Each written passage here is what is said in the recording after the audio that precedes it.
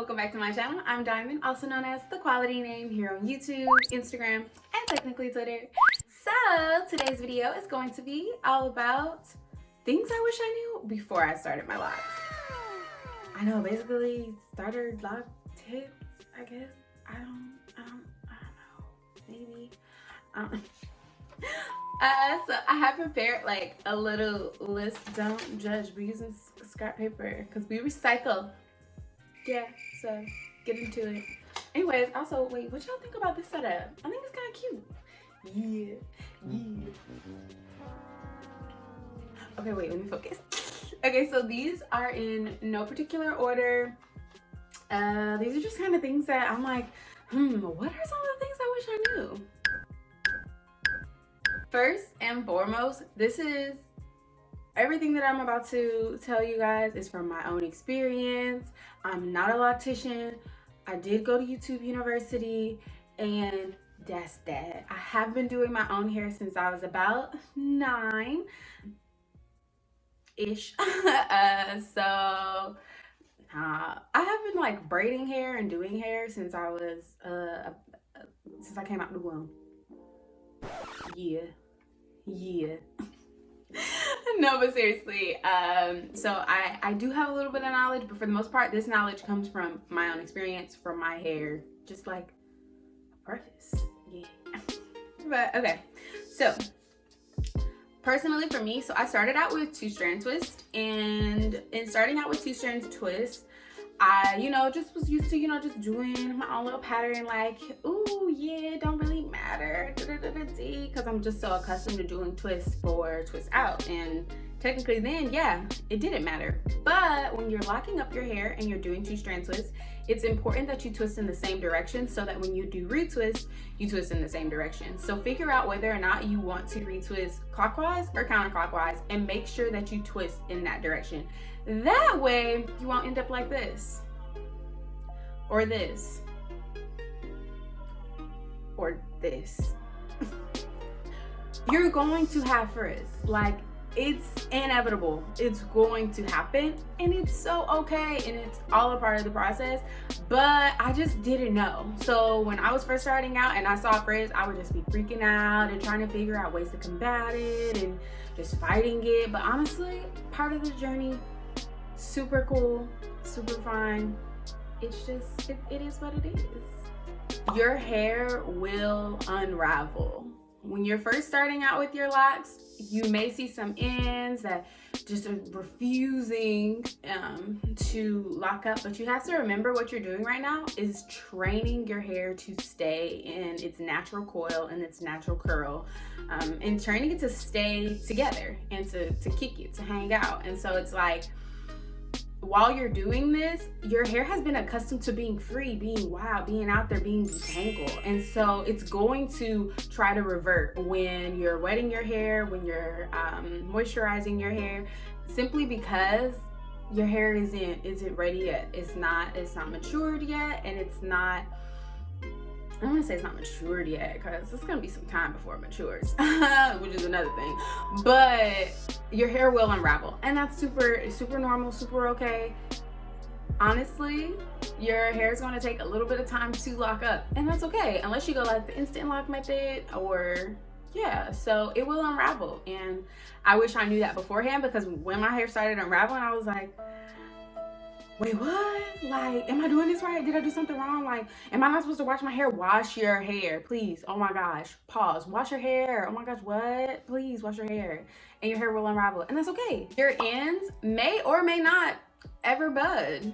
And right now I'll be 3 years locked in August. I be feeling weird saying months now, because it's like those people who have kids that are like past 24 months, and they be like, oh yeah, they're 47 months, and you're just like, girl, what?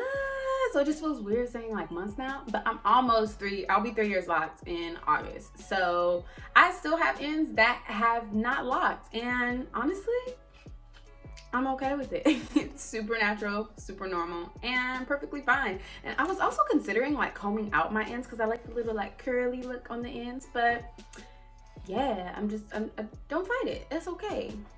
They get caught in everything. Like, these piercings up here, for me personally, my locks are just like, oh my gosh, hey girl, what? You said you want to hang out? Let's do it. And then they do, and then I get sad. So yeah, your locks will get caught on things. Normal, natural. If you think about it, it's because we have all of this hair just building up, wrapping itself around each other, and they just want to hang out. And yeah, so it's gonna get caught on things. Normal, it's okay. They have a mind of their own. Your babies are gonna do what your babies want to do. So yes, there may be days where one is going this way, one is going that way. Example here. But it's all a part of the process. They're just figuring out where they would like to be. And like I said, for the 50-11 billion time, it's okay. It's natural. It's normal. It's nothing to be fearful of. Nothing to be like, oh my gosh, what if locks not for me? What if I'm not supposed to do it this way? It's fine. Like, I promise, your locks are gonna do what they want to do regardless. Retwist don't last. They don't. I don't care if you got a whole gel of a billion kajillion. No, it don't last. And the reason why it doesn't last is simply because your hair doesn't really start locking until maybe like an inch down your lock. That's when your hair starts locking, because technically as our hair is growing out of our scalp, it's not going to immediately lock up. So what we're doing is we're preparing it for that process to begin to lock. So your roots will never be locked unless you do like the crochet method of retwisting. Regular retwist, whether you do it with a comb, whether you do it with your fingers, it's not gonna last. It's not gonna last too long. And there are ways to preserve a retwist, as well as, like, you know, stretch it out just a little bit by, you know, wearing a scarf, wearing a bonnet, wearing a shower cap in the shower, when you're working out, making sure that you tie your locks up tightly, wearing a style after you retwist. For sure, those will elongate the time that you have your retwist. But honestly, it's perfectly normal to have puffy roots. Next day, it's okay. It's fine. As long as you have separated your locks and you have retwisted them, honestly, it's super okay and it's going to be fine. But yeah, retwists don't last. And that's just coming from me.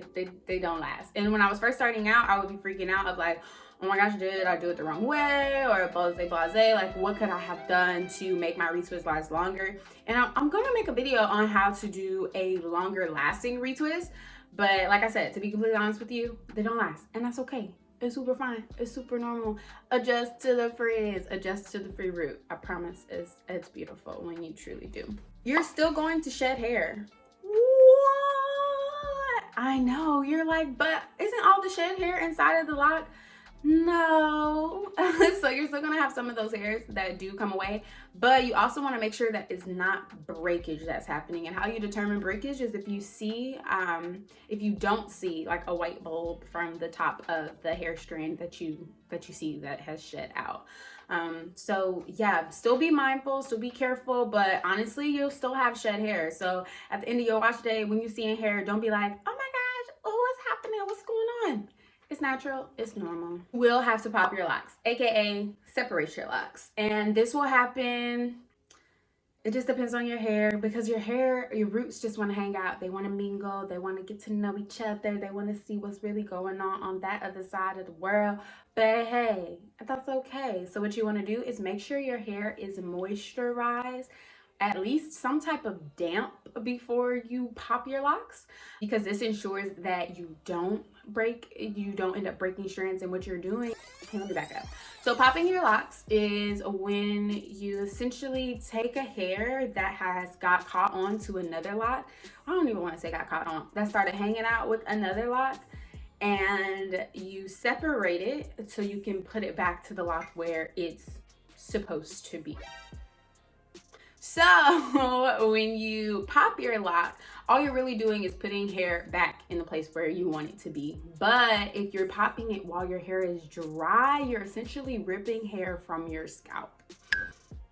It's a pin drop. It sounds awful. Don't do that. Make sure your hair is damp so that you can easily separate the hair and place it back in the lock that you would like it to be in. And this is best done when you're first starting out. It's best done in a mirror, but as you get to know your babies, as you get the feel of your parts and whatnot, you'll be able to do it without a mirror in like no time, like once you get to know your babies. And at first it's going to sound scary. You're gonna be like, oh my gosh, I'm popping them. That's not where it's supposed to be. But it does ease the process when you are looking at a mirror and you do know exactly what you're doing, what you're looking at. This one is super new to me, but definitely something that I'm finding out the more lock boos and lock babes that I'm running into. Your scalp will get sore. Granted, if you think about it, over time, we're no longer detangling our roots. So our hair isn't really like accustomed to a lot of movement, a lot of, I don't even know how I want to say it, but your scalp will get sore. Like your scalp will get sore. And it'll get sore because technically we're not combing it, we're not detangling, we're not running our fingers through our scalps. Well, technically I do, and I'll be doing the little massages or whatever in my head. Last but not least, and like I said, these are in no particular order. People are still going to want to touch your hair. But one way that I try to protect my babies is I wrap them up. You don't even got the chance to look at them. You don't got a chance to imagine and wonder what my hair feels like. Because at the end of the day, I don't want you touching my locks, my babies, my boos, unless your hands and your soul are clean. And a lot of people can attest to that. So, hey, they're going to try to touch them.